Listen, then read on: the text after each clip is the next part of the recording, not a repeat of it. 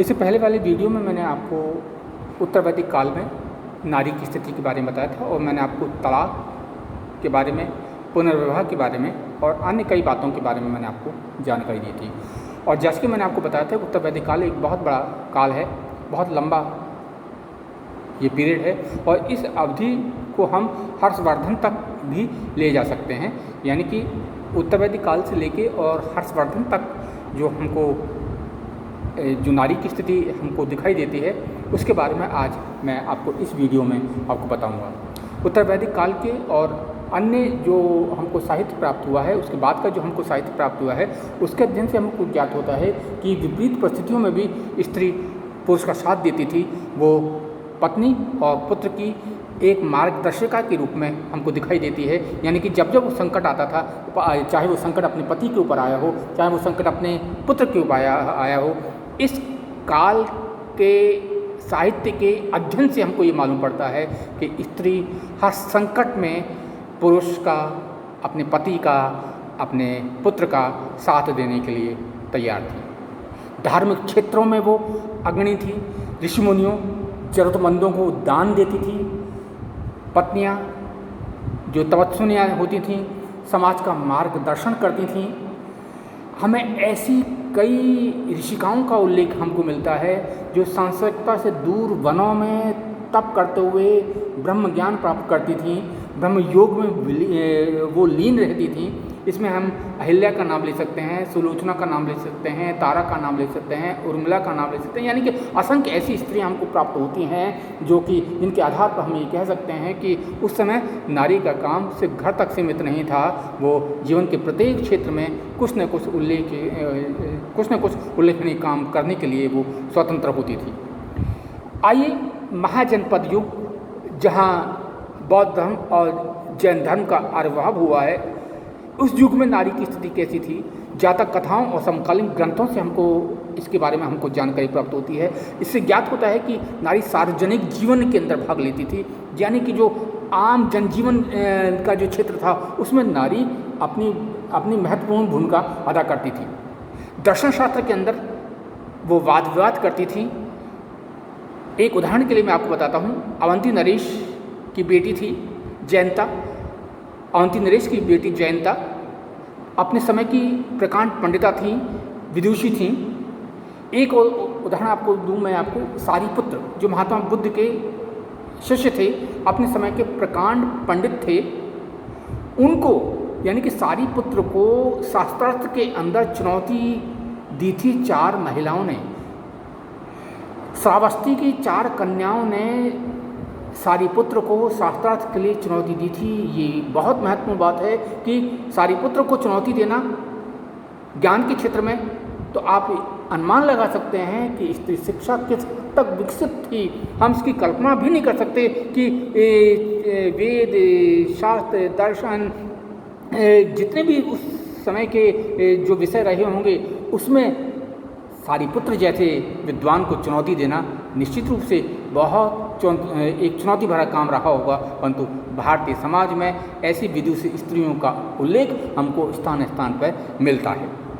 वैशाली में एक कन्या का उल्लेख हमको मिलता है जो 500 मतांतरों की जानकार थी।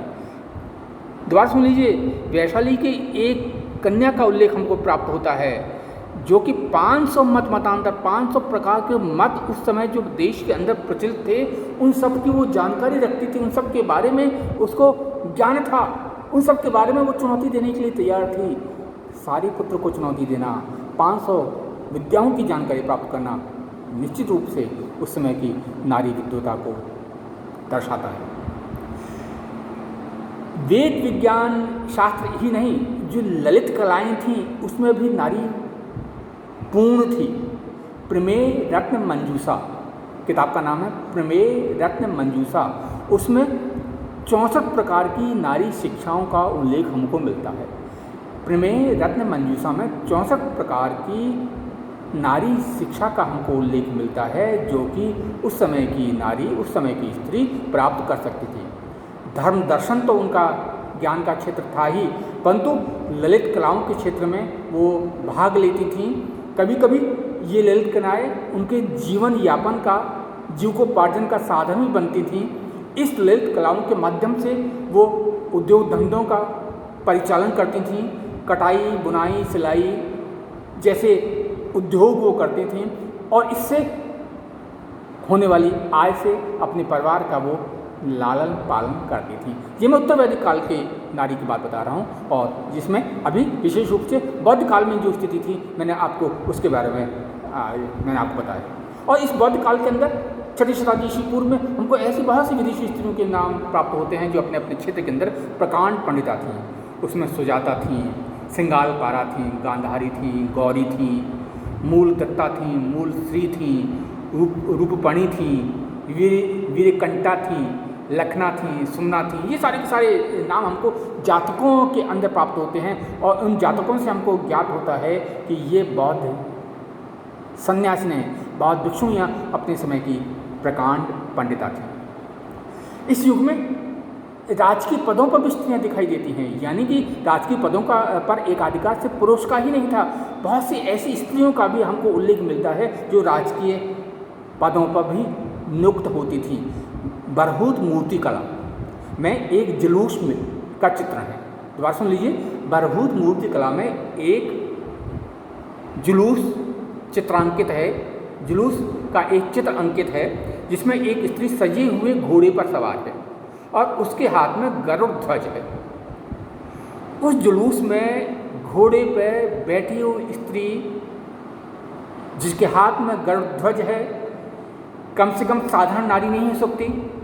जुलूस राज के प्रतीत होता है और उस जुलूस के आधार पर हम ये अनुमान लगा सकते हैं कि शायद वो कोई राज की अधिकारी रही होगी जो कि उस जुलूस का नेतृत्व कर रही थी। इसके बाद हमको सातवाहन नागनिका रानी है, उनका हमको उल्लेख प्राप्त होता है और उनके उल्लेख से हमको ये ज्ञात होता है कि नागनिका ने एक लंबे समय तक अपने शासन में एक संरक्षक के रूप में काम किया था, यानी कि अपने पुत्र के रूप में, अपने पुत्र के संरक्षक के रूप में वो संरक्षक के रूप में भी काम करती थी। इस तरह के अनेकों उदाहरण हमको देखने को मिलते हैं। नागनिका इसका एक बहुत अच्छा उदाहरण है।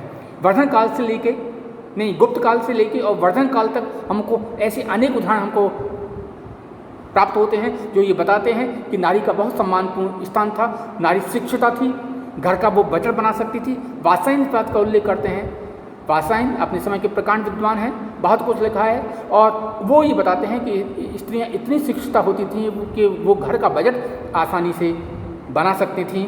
राजकुमारियों को शस्त्र और शास्त्र की शिक्षा दी जाती थी, शस्त्र और शास्त्र दोनों में वो प्रवीण होती थी। शिक्षा के अतिरिक्त वेद शिक्षा के अतिरिक्त उनको 64 और प्रकार की शिक्षाएं भी दी जाती थीं और इन शिक्षाओं को प्राप्त करने के लिए एक अलग विद्यालय हुआ करते थे। वो मंत्र पाठ, छंद, शब्द, वेद ज्ञान, पता नहीं कितने अनगिनत विषयों की वो शिक्षा प्राप्त कर सकती थी। जैसा कि मैंने आपको बताया कि शिक्षा प्राप्त करने के लिए उनकी अलग संस्थाएं थीं। मालविका अग्निमित्र पुस्तक का नाम है, मालविका अग्निमित्र में मालविका ने गणदास से नृत्य और संगीत की शिक्षा सीखी थी। मालविका अग्निमित्र की एक पात्र हैं मालविका, उन्होंने गणदास नामक एक व्यक्ति से नृत्य और संगीत की शिक्षा प्राप्त की थी। रघुवंश में, कालिदास का महत्वपूर्ण ग्रंथ है रघुवंश, वहाँ इंदुमती की मृत्यु पर विलाप करते हुए अज ने उन्हें कला मर्मज्ञ बताया है।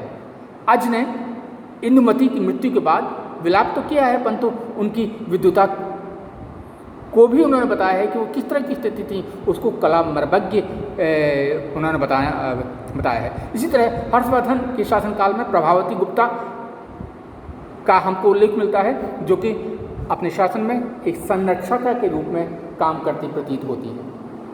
इस काल में जो साधारण कृषक थे उनकी स्त्रियां भी घर पर नहीं बैठती थीं, अनेकों उनके काम हमको नजर आते हैं। जातक हमको इस बात की सूचना देते हैं, समकालीन और जो ग्रंथ हैं हमको इस बात की सूचना देते हैं कि जो आम स्त्रियां थीं वो भी खेतों की रखवाली करने का काम किया करती थीं, पशुओं से खेतों की रक्षा करने का काम किया करती थीं, वो बीज बोने का काम किया करती थीं।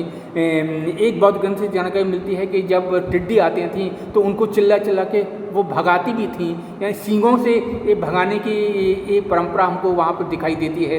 इस तरह तत्कालीन समाज में स्त्रियाँ समाज के हर क्षेत्र में हमको अग्रसर या अग्रणी हमको दिखाई देती हैं। धार्मिक क्षेत्र में वो बहुत बढ़ चढ़ के वो भाग लेती दिखाई देती हैं। आजमगढ़ शिलालेख हमको प्राप्त होता है जिसमें आदित्य सेन की माँ धार्मिक महाविद्यालय का निर्माण करवाती हैं। आदित्य सेन की माँ धार्मिक महाविद्यालय का निर्माण करवाती हैं, वहीं उनकी पत्नी एक जनहित में तालाब खुदवाती हैं। यानी कि जो राजपरिवार की स्थितियाँ, जो स्त्रियाँ थीं, अपने आय से वो शिक्षा के विकास के लिए महाविद्यालय की स्थापना करवा रही हैं, जनहित में वो तालाब की खुदाई करवा रही हैं। इतना ही नहीं, गोपनीय कार्यों में भी स्त्रियां प्रवीण मानी जाती थीं। जहाँ जहाँ गोपनीय काम किए जाते थे उन गोपनीय कार्यों को करवाने के लिए स्त्रियों की नियुक्ति की जाती थी। चाहे वो जासूसी का काम हो, यानी कि गुप्तचरी का काम हो, द्वारपाल जैसे काम हो, अंगरक्षक जैसे काम हो, संदेशवाहक जैसे काम हो, ये सारे के सारे काम स्त्रियां बड़ी कुशलता से किया करती थीं। पतंजलि हमें दो स्त्रियों की सूचना देते हैं जो कि इस बात की जानकारी देने के लिए बहुत महत्वपूर्ण है कि सैनिक शिक्षा के अंदर भी स्त्रियां अपना महत्वपूर्ण योगदान देती थीं। पाणिनि समकालीन राजनीति के बहुत महत्वपूर्ण चिंतक हैं। उन्होंने इन महिलाओं के लिए दो उपाधियों का उल्लेख किया है, महादेवी और महिषी। महादेवी और महिषी ये दोनों ही उपाधियाँ महिलाओं को दी जाती थी। जो अपने अपने क्षेत्रों के अंदर प्रवीण होती थी वो महादेवी होती थी या फिर महिषी होती थी। ये दो तरह की उपाधियाँ सिर्फ महिलाओं को ही दी जाती थी। ये एक विशिष्ट बात पाणिनि अपने ग्रंथ में हमको बताने की कोशिश करते हैं। काव्य मीमांसा एक और महत्वपूर्ण ग्रंथ है। उससे ज्ञात होता है कि राजकुमारियाँ कई विद्याओं में प्रवीण होती थीं। चौहान शासक गुवक सेकंड की बहन कलावती 64 विद्याओं में प्रवीण थी। गुवक सेकंड की बहन 64 विद्याओं में प्रवीण थी। काव्य मीमांसा के लेखक हैं राजशेखर। उनकी पत्नी का नाम है अवंती सुंदरी और वो बहुत अच्छी कवित्री थी, बहुत अच्छी टीकाकार थी। संस्कृत काव्य की वो बहुत अच्छी जानकार थीं। इसके अलावा हमको बहुत ऐसे और ग्रंथों के हमको नाम मिलते हैं जो कि ये बताते हैं कि उस काल में स्त्रियां बहुत महत्वपूर्ण काम किया करती थीं। मंडन मिश्र की जो पत्नी थी भारती निभारवी, वो वेदांत की बहुत अच्छी ज्ञाता थीं। इसके अलावा युद्ध विद्या के अंदर हमको राजा दाहिर की बहन बाई का उल्लेख मिलता है, जो कि जब मोहम्मद बिन कासिम का आक्रमण हुआ था सिंध के ऊपर, तो उसमें दाहिर की मृत्यु के बाद एक लंबे समय तक मोहम्मद बिन कासिम का उन्होंने मुकाबला किया था और उसके बाद वो शहीद हो गई थी।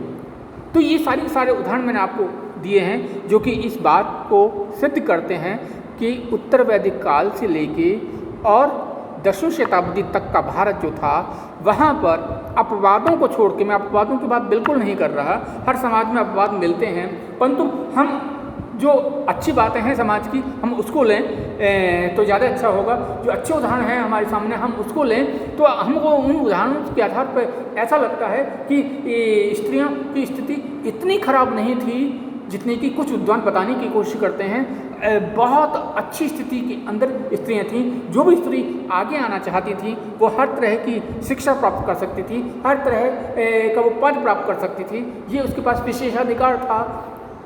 विशेष रूप से शिक्षा के दरवाजे उसके लिए भारतीय समाज ने हमेशा खुले रखे हैं। एक भी ऐसा युग हमको दिखाई नहीं देता जब हमको ऐसा लगे कि स्त्री शिक्षा के दरवाजे भारतीय समाज ने बंद किए हों। समाज स्त्री शिक्षा के दरवाजे हमेशा खुले रखता था और 64 विद्याओं का जो एक लंबी लिस्ट हमको मिलती है, वो लिस्ट हमको ये बताती है, वो सूची हमको ये बताती है कि तरह तरह की विद्याओं को प्राप्त करने का अधिकार इस स्त्री को था। तो इस अध्याय में मैंने आपको उत्तर वैदिक काल में, जो कि एक बहुत बड़ा पीरियड है, बहुत बड़ा काल है, उस काल में स्त्रियों की स्थिति कैसी थी उसकी मैंने आपको जानकारी देने की कोशिश की है। आगे आने वाले वीडियो में इसके आगे जो आगे का अध्याय है मैं उसको आपको पढ़ाऊँगा।